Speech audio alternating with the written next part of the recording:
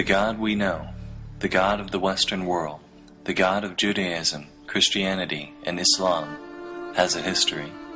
Modern evidence indicates that if you read the Bible as it is currently presented by modern religion, especially if you are reading an English translation, you aren't reading the real story. What you are reading is an edited version of that history, with additions and modifications that present that story in a different way than the evidence indicates it actually happened. According to the Bible, this God has always existed, and this God predated not only human beings, but the universe itself. According to the evidence, this God began evolving from human ideas originating from 14,000 years ago, and didn't become the one God of monotheism until 2,600 years ago, in 600 BCE.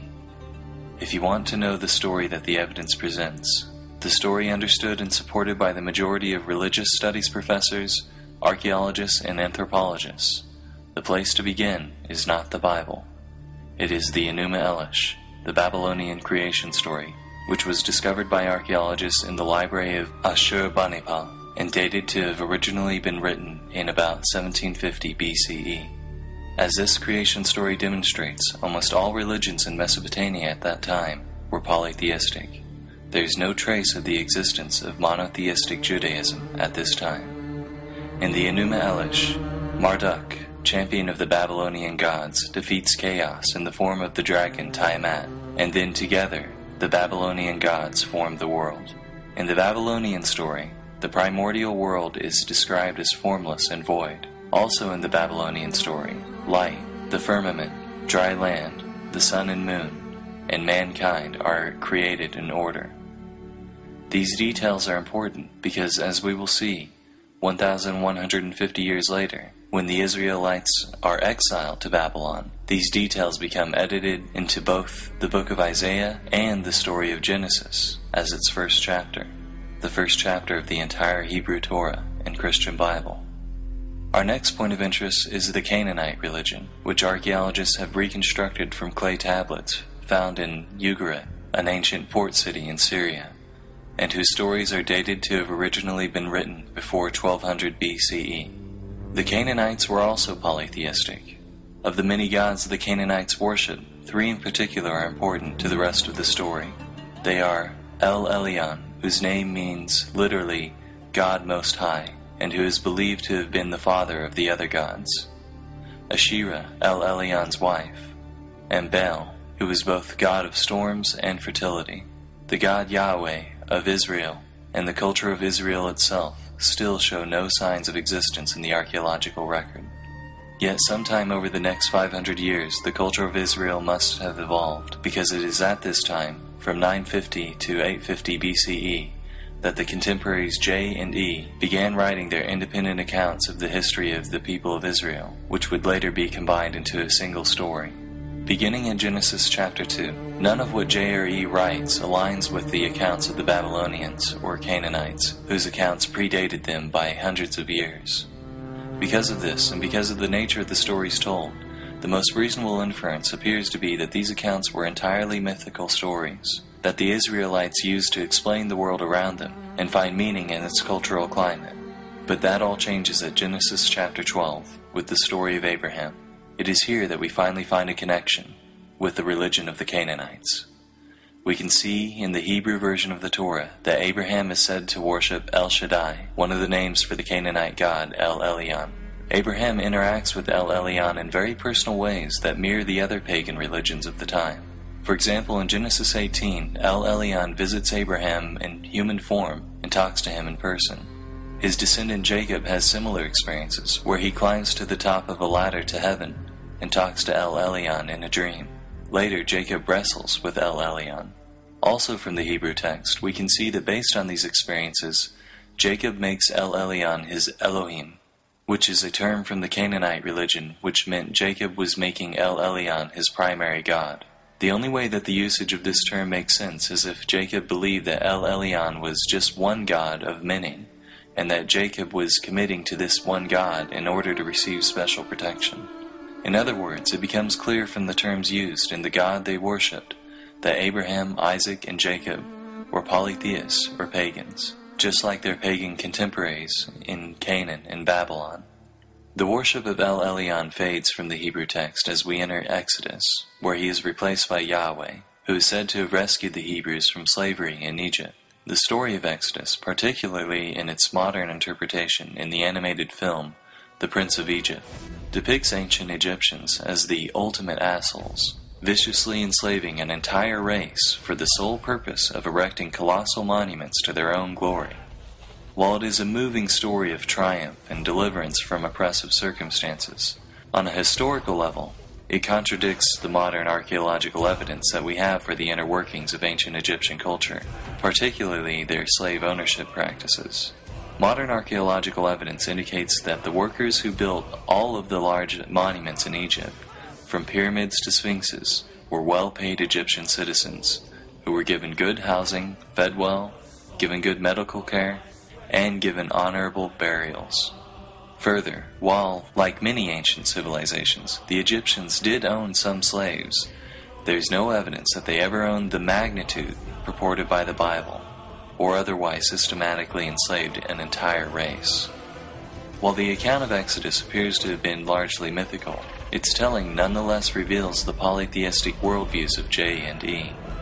After the Hebrews are rescued by Yahweh from the Egyptians, we can see even in the English translations of Exodus that they sing, "Who is like you among gods, Yahweh?" and "Now I know that Yahweh is greater than all other gods." Exodus also established Yahweh as Israel's war god, calling him a great warrior who delivered them from Egypt. As the Torah progresses, its polytheistic nature compounds. After arriving in the Promised Land, no longer in need of help in war, but rather desiring to prosper in peace, the Israelites begin to worship once again the Canaanite fertility gods Baal and Asherah. Before reading a history of God, verses like this made no sense to me. In the English translation of the Bible, the Hebrews are presented as choosing between the Lord, Baal, and Asherah. How could the Hebrews be such idiots? Why wouldn't they worship the one God of all creation? The picture looks different when the God you're supposed to be worshiping is Yahweh Sabaoth, which means the God of the armies. Yahweh started as basically the Hebrew version of the Greek god Ares. No wonder he was obsessed with war and death in the Old Testament. That was back when he was still just their god of war. Now the picture made sense. Like the ancient Greeks, the Hebrews had a pantheon of gods they worshipped, or at least the gods Yahweh, Baal, and Asherah.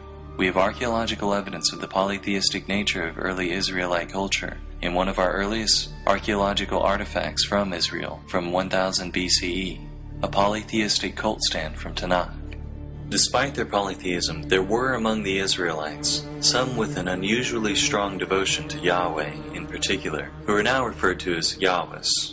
In times of peace, there was little motivation for the people of Israel to give much weight to the opinions of such radical devotees of Yahweh, but times of upheaval accelerated their opinions to the forefront of Hebrew culture. After the death of King Jeroboam II in about 750 BCE, the northern kingdom of Israel was in a state of near anarchy. On top of this, it was well known that Assyria wished to capture Israel in its moment of weakness. From this state of upheaval, 3 prophets arose, Isaiah, Amos, and Hosea. All 3 of them cried for devotion to Yahweh and disparaged the worship of other gods. From their prophecies, we can see how each of their versions of Yahweh had been created in their own image. Isaiah, a member of the royal family, had seen Yahweh as a king. Amos, a shepherd, had described his own empathy with the suffering poor to Yahweh. Hosea, who was suffering through marriage problems, saw Yahweh as a jilted husband who still continued to feel a yearning tenderness for his wife, Israel. Ultimately, their outcry did nothing to save the northern tribes, and they fell to Assyria in 711 BCE. But their words lived on in Hebrew scripture and the Hebrew imagination. The cult of Yahweh received another boost during the rule of King Josiah in 622 BCE. Unlike his predecessors, who welcomed an open pagan vision, Josiah was a strict Yahwist. Like the prophets before him, Josiah was convinced that Judah's social problems came from a lack of devotion to Yahweh. During renovations to the temple, Josiah's high priest Hilkiah discovered a lost book of the law, which was alleged to have been authored by Moses. This book was Deuteronomy, and given its conveniently timely discovery, as well as its linguistic features, the majority consensus of biblical scholars such as Richard Elliott Friedman is that it was a forgery. In Deuteronomy, a strict and permanent covenant to Yahweh, as well as a complete rejection of other gods, is established. It is commanded of the Hebrews that they tear down the altars and smash the idols of other gods. In response to the discovery of Deuteronomy, Josiah and his court implemented merciless reforms that officially established Yahweh as the official God of Judah. The reformers also rewrote Israelite history. The historical books of Joshua, Judges, Samuel, and Kings were revised according to the new ideology. And later, the editors of the Pentateuch added passages that gave a Deuteronomist interpretation of the Exodus myth to the older narratives of J and E. The intense hatred of other gods by Yahweh is firmly established in the rewritten Hebrew history. The bloody God Yahweh is made even bloodier, as he is now said to have commanded Joshua to wreak genocide on the natives of Canaan for worshipping other gods. Interestingly, despite the enforcement of this strict devotion to Yahweh, monotheism was still not established. The evidence of Deuteronomist passages like, "You shall have no other gods before me," indicates that even Josiah still believed in the existence of other gods. This was still polytheism. It was just a vicious form of monolaterous polytheism that vehemently rejected the worship of the other gods. But the stage was set. In 604 BCE, King Nebuchadnezzar II rose to power in Babylon. It was well known at this time that Nebuchadnezzar sought to conquer Jerusalem. As his armies gathered and prepared, another prophet, Jeremiah, arose, once again crying that strict devotion to Yahweh and the rejection of other gods had been the solution to their problems. Except this new prophet was claiming that it was too late to do anything about it. Yahweh would use this foreign army as his instrument to teach his people a damning lesson. Like the prophets before him, he projected his own emotions, such as fury, onto Yahweh. As Jeremiah predicted, the fall of Jerusalem to Babylon was inevitable. The forces of Babylon were just too massive, and Jerusalem was just in too weakened a state. The temple was destroyed. The Hebrews were exiled from their country to live in Babylon. The Babylonian exile had begun.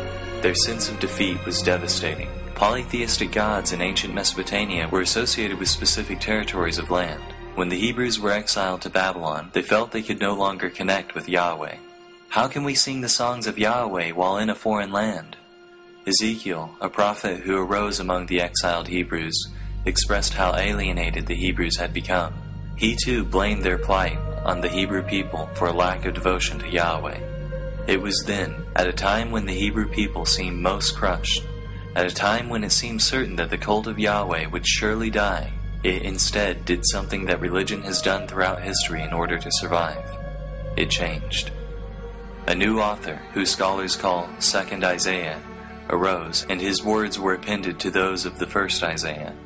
"I am the first, and I am the last. Besides me, there is no God." Monotheism was born. From this new monotheistic culture, the priestly source P arises. Israelite history is rewritten once again. Exodus is rewritten by P to say that the El Shaddai worshipped by Abraham and the Yahweh worshipped by Moses were the same God. Any references to El Elyon are explained by P as merely different names for Yahweh. The entire book of Leviticus is authored. Genesis 1 is crafted as an improved monotheistic version of the Babylonian account of creation. Second Isaiah rewrites Babylonian myths that were attributed to Marduk, such as his defeat of the dragon Tiamat, attributing them instead to Yahweh. The Torah is rebranded by P to look as if it had always been monotheistic.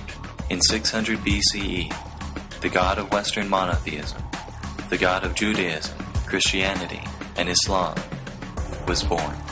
Once I knew this, my entire perception of the Bible changed once again. Verses that never made sense before made sense now. This was the death blow of monotheism for me. It was the revelation that I could pick up any one of the millions of Bibles in America, from hotel rooms to Christian gift shops, and see its pages dripping with polytheism. I could see, with my own eyes, human beings giving birth to the monotheistic God.